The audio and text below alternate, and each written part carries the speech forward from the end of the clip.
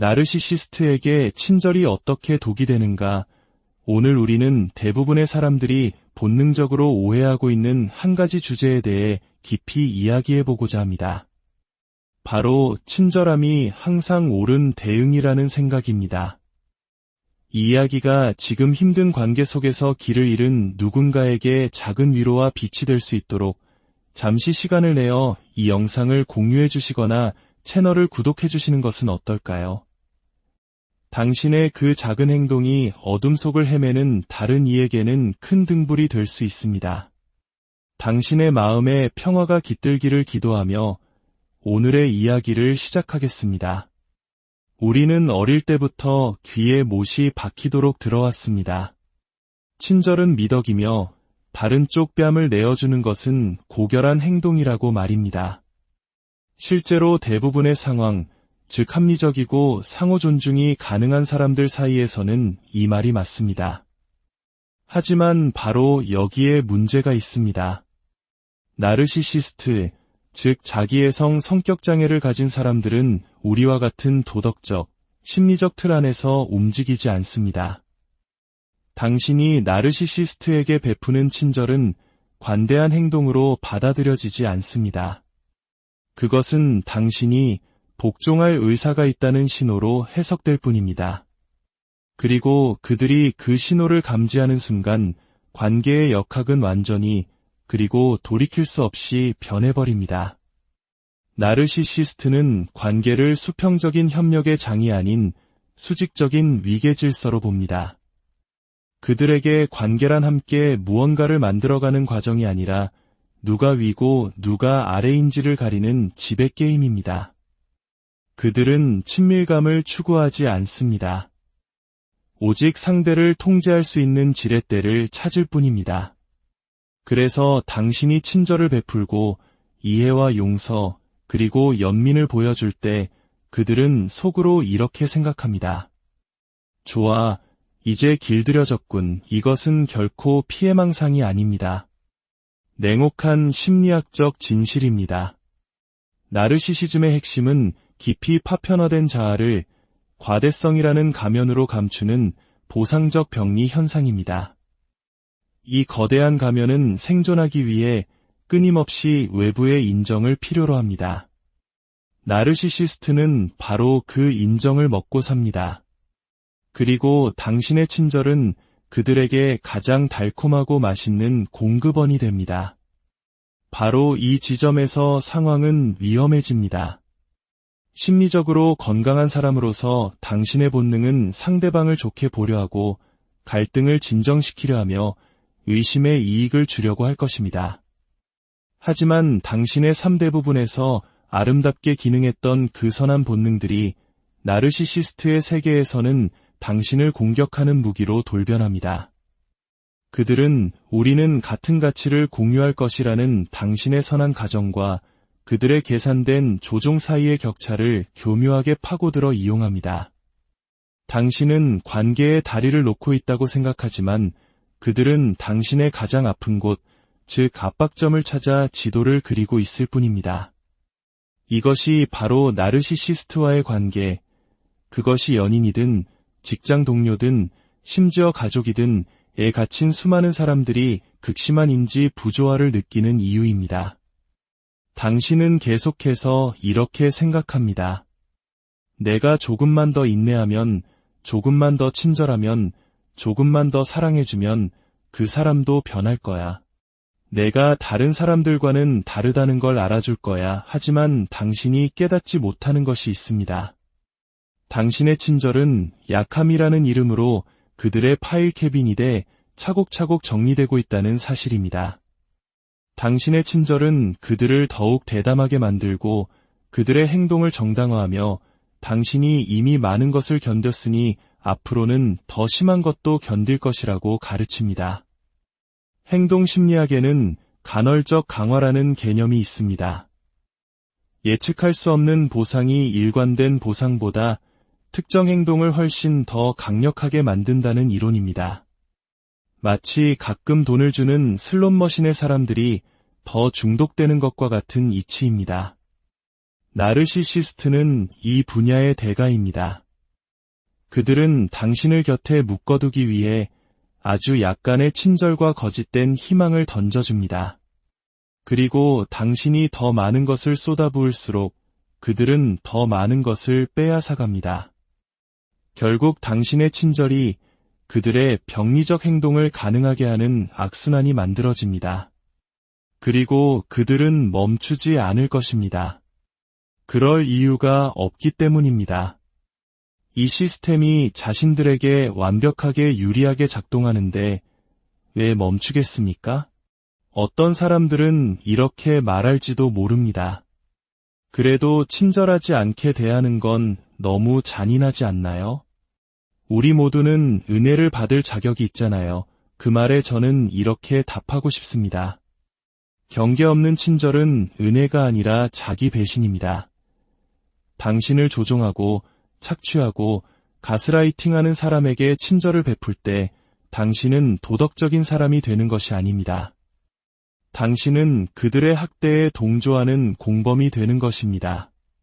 삼키기 힘든 알약 같은 진실이지만 만약 당신의 선함이 지속적으로 당신에게 상처를 입힌다면 그것은 더 이상 선함이 아닙니다. 그것은 순진함이며 더 나아가 당신이 바로잡으려고 애쓰는 그 잘못된 시스템에 기름을 붓는 행위일 뿐입니다. 여기에는 더 깊은 철학적 질문이 존재합니다. 연민은 어느 지점에서 비겁함이 되는가? 누군가의 파괴적인 행동에 맞서기를 거부하는 것이 언제부터 고결함을 멈추고 자기 파괴가 되는가?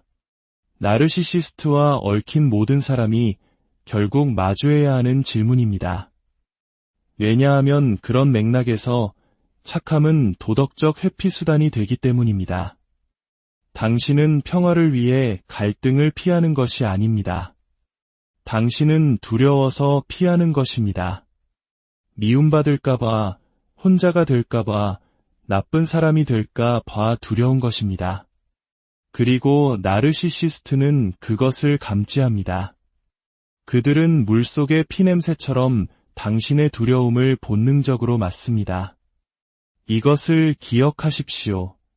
당신에게 상처 주는 것을 습관으로 삼은 사람에게 친절해야 할 의무는 당신에게 없습니다. 존중은 상호적이어야 합니다. 공감은 쌍방향이어야 합니다. 그렇지 않다면 당신은 관계를 맺고 있는 것이 아니라 혼자서 연극을 하고 있는 것입니다. 그리고 당신이 진실 대신 친절을 선택할 때마다 당신은 나르시시스트의 무대를 연장시켜주는 셈입니다.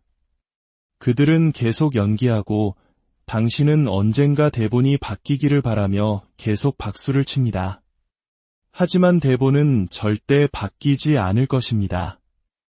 왜냐하면 그들에게 이 연극은 처음부터 진실에 관한 것이 아니었기 때문입니다. 오직 통제에 관한 것이었을 뿐입니다. 당신은 누군가의 감정적 연료가 되기 위해 이 세상에 온 것이 아닙니다. 당신은 고갈되고 위축되고 버려지기 위해 존재하는 것이 아닙니다. 당신은 당신의 가치, 존엄성, 그리고 경계선에 따라 온전한 삶을 살기 위해 이곳에 있습니다. 그 첫걸음은 어떤 사람들은 당신의 친절을 선물이 아니라 지배하고 속이고 파괴할 기회로 본다는 사실을 깨닫는 것입니다. 그러니 나르시시스트에게 친절하게 대하는 것을 멈추십시오.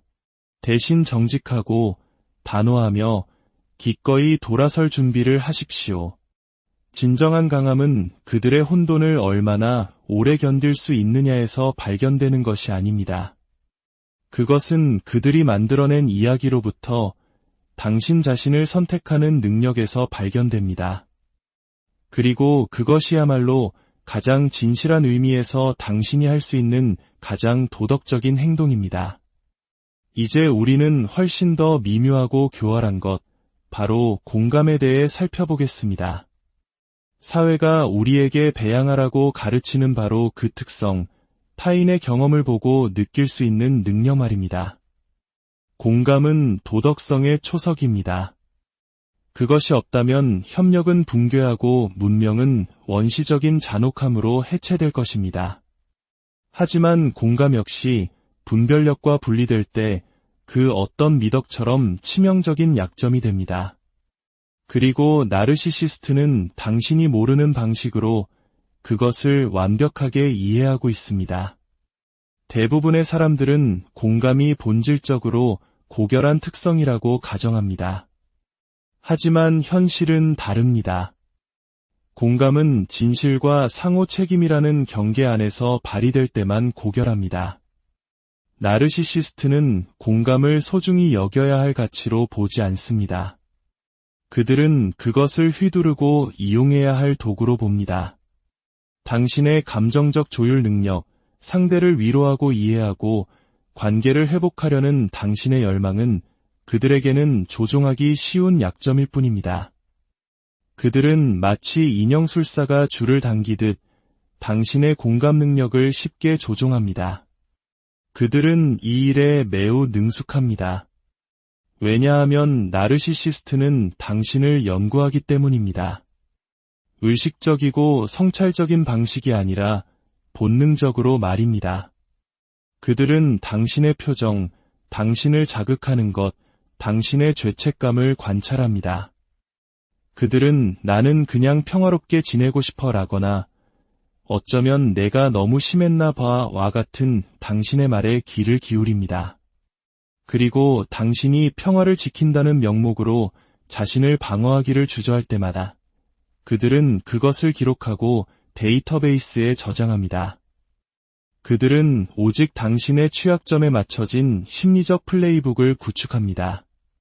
한국 문화에서 흔히 말하는 눈치 보는 습관, 즉 상대의 기분을 살피고 분위기를 맞추려는 배려심 깊은 행동이 그들에게는 당신을 조종하기 위한 완벽한 지침서가 되는 것입니다.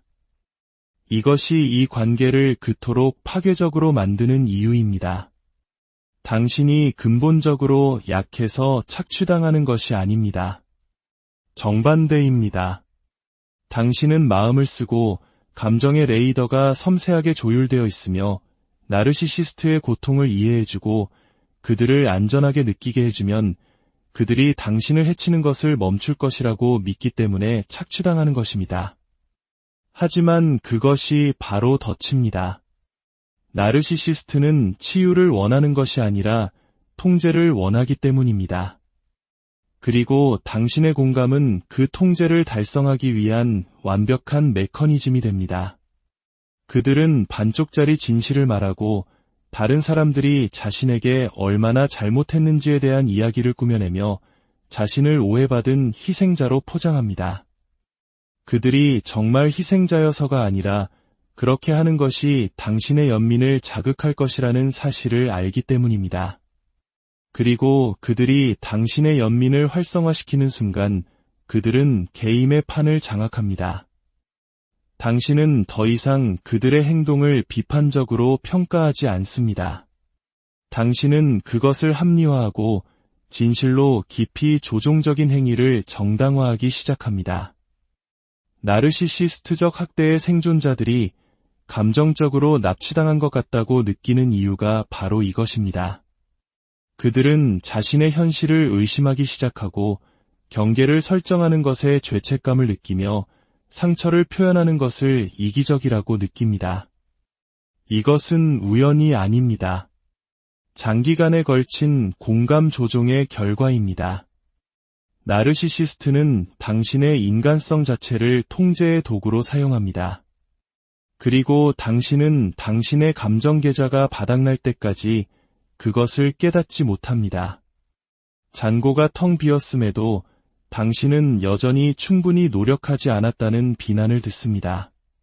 당신의 공감이 당신의 판단력을 압도할 때 당신은 자기 착취의 참여자가 됩니다. 이것은 결코 피해자를 비난하려는 것이 아닙니다. 피해자가 결정적인 진실을 깨닫도록 돕기 위함입니다. 당신의 친절을 무기화하는 사람을 이해해야 할 도덕적 의무는 당신에게 없습니다. 당신의 인내를 감정적 경계를 계속 침범해도 좋다는 허락으로 해석하는 사람에게 인내심을 빚진 것이 아닙니다. 경계 없는 공감은 결국 상호의존, 즉 코드펜던시로 이어집니다. 그것은 당신의 정체성이 다른 사람의 혼돈을 해결하는 것에 묶이는 순환에 당신을 가두어 버립니다. 그것은 연민이 아닙니다. 그것은 자기 소멸입니다. 그리고 나르시시스트는 그런 환경에서 번성합니다. 당신이 사라질수록 그들이 지배할 공간이 더 많아지기 때문입니다. 그렇다면 대안은 무엇일까요? 냉담하거나 무관심해지는 것이 아닙니다. 그것은 또 다른 극단일 뿐입니다. 대안은 지혜로운 공감을 실천하는 것입니다. 책임감이 동반된 공감, 그리고 그 방정식에 당신 자신을 포함시키는 연민입니다. 연민이나 죄책감을 통해 나르시시스트의 궤도에 빨려 들어가는 것을 느낄 때 잠시 멈추고 스스로에게 물어봐야 합니다. 지금 누구의 필요가 충족되고 있는가? 이 감정적 교류는 상호적인가? 아니면 나는 다른 사람의 이야기 통제를 위해 바이올린처럼 연주되고 있는가? 맹목적인 공감에서 분별력 있는 공감으로 전환하면 모든 것이 바뀝니다. 당신은 어떤 사람들은 이해받기를 원하지 않는다는 것을 깨닫기 시작합니다. 그들은 복종받기를 원합니다. 그리고 일단 그것을 명확하게 보게 되면 당신은 그들을 고치려는 시도를 멈춥니다. 그들에게 당신의 관점을 이해시키려는 노력을 멈춥니다. 왜냐하면 당신은 그들이 이미 당신의 관점을 알고 있다는 것을 깨닫기 때문입니다.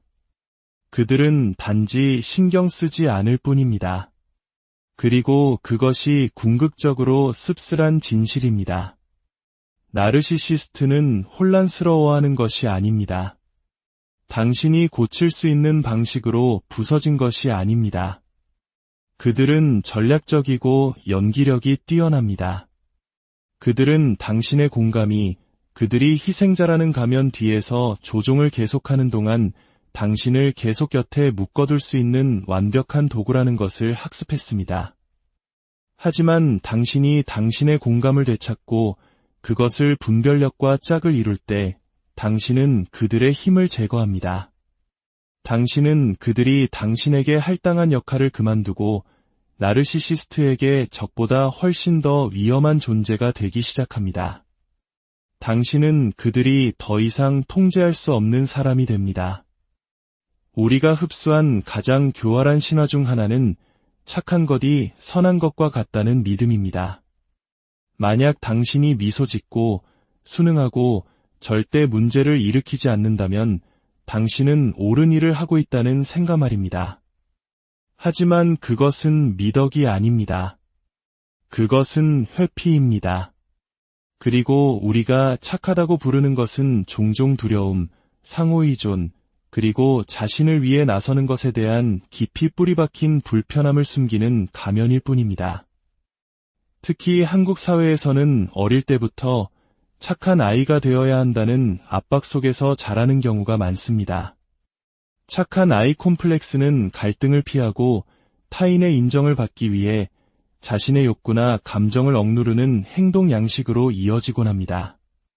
이것은 어린 시절에는 생존 전략이었을지 모릅니다. 사랑을 얻고 평화를 유지하기 위한 최선의 방법이었을 수 있습니다. 하지만 성인이 되어서도 이 전략을 무의식적으로 계속 사용한다면 그것은 더 이상 당신을 보호하지 않습니다. 오히려 당신을 더대 가두게 됩니다. 나르시시스트는 이런 사람들을 식별하는 전문가입니다. 그들은 누가 스스로를 작게 만들 것인지, 누가 감정적인 짐을 짊어질 것인지, 누가 먼저 움찔할 것인지를 본능적으로 감지합니다. 그리고 그들은 당신의 착함을 존경하지 않습니다. 그들은 그것을 착취합니다. 왜냐하면 그들에게 당신이 경계를 설정하지 못하는 것은 친절의 신호가 아니라 유용성의 신호이기 때문입니다. 당신은 순응할 때 유용하고 그렇지 않을 때 버려질 수 있는 존재일 뿐입니다. 강인함이 요구되는 상황에서 순응하는 것은 결코 도덕적 우위가 아닙니다. 그것은 종종 미성숙한 자아의 증상입니다. 이 악순환을 끊기 위해 당신이 혹독하거나 잔인해질 필요는 없습니다. 당신은 정직해져야 합니다. 왜 갈등을 두려워하는지 스스로에게 정직해져야 합니다. 평화를 유지하는 데 따르는 감정적 비용에 대해 정직해져야 합니다. 당신의 삶의 얼마만큼이 당신 자신의 현실을 표현하는 대신 다른 사람의 반응을 관리하는 데 쓰였는지에 대해 정직해져야 합니다. 진정성 있고 선택에 의한 것이며 경계와 함께하는 친절, 그것이 바로 은혜입니다. 하지만 반응적이고 자동적이며 강박적인 친절, 그것은 두려움입니다. 버림받지 않기 위해, 공격당하지 않기 위해, 거부당하지 않기 위한 생존 전략일 뿐입니다. 그리고 그 전략은 한때 당신을 안전하게 지켜줬을지 모르지만 이제는 당신이 온전한 삶을 살아갈 능력을 파괴하고 있습니다. 그러므로 질문은 당신은 착한가? 가 아닙니다. 진짜 질문은 당신은 진실한가? 입니다. 당신은 진실과 용기, 그리고 당신을 편안하게 해주기 위해 나 자신을 버리지 않겠다고 말할 의지를 가지고 현실에 임하고 있습니까? 당신이 두려움을 착함이라는 가면으로 숨기는 것을 멈출 때, 수능이 사랑을 가져다 줄 것이라는 환상을 버릴 때 강력한 변화가 일어납니다. 당신은 자기 자신, 당신의 시간, 에너지, 그리고 존엄성을 되찾기 시작합니다. 더 이상 그들이 만든 연극의 조연으로 살아가는 것을 멈추고 당신 자신의 삶이라는 위대한 이야기의 작가가 되는 것입니다. 물론 나르시시스트는 그 변화를 알아차릴 것입니다. 그들은 반발하고 당신을 이기적이고 차갑고 변했다고 비난할 것입니다. 하지만 그것은 당신이 무언가 잘못하고 있다는 신호가 아닙니다. 그것은 기존의 역학관계가 무너지고 있다는 신호이며 당신이 마침내 깨어나고 있다는 증거입니다. 진실은 이것입니다. 당신의 착함은 결코 당신을 보호해주지 않았습니다. 그것은 단지 피할 수 없는 진실을 미루고 있었을 뿐입니다. 그리고 당신이 편안함 대신 용기를 선택하는 바로 그날